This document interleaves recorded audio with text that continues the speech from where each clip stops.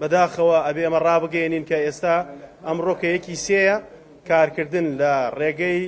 ئیشکارکردن لە ڕێگەی قۆناغی دووەمی ڕێگای کەلار دەربەنی خان واتە کەلار سلێمانی ئەوەستێنرێ و ئێمە دوای بە دۆداچوومان لەگەڵ کۆمپانیای جێبەجەکاری پرۆژەکە کە کۆمپانیای پێشکانە ئەمڕۆ تەواوی ئامێرەکانی سەح بکاوە ئەمڕۆ ئیشکردن ڕائەگیرێ لەو پرۆژەیە و پرۆژەکە باهی نزیکەی 140 میلیارد دینارە بەداخەوە حکوومەتی هەرێمی کوردستان هەتاکو ئێستا پارەی بۆ دابین ناکات نزیکەی 155 پارە دابین کراوە 150 بۆ 55 و نزیکەی 160 ئیش کراوە لەم ڕێگەیە و ئەم ڕێگەیەکی سەرەکیە و بەداخەوە خەمی ئەو خەڵکەی کە لە سنووری گەرمیانەوە سنووری ناوچەکانی تیشە دێتە سلێمانی واتە خەمی حکوومەت نییە حکوومەت بەڕەوای نابینێ کە 50 میلیارد یاخود 6 میلیارد دینار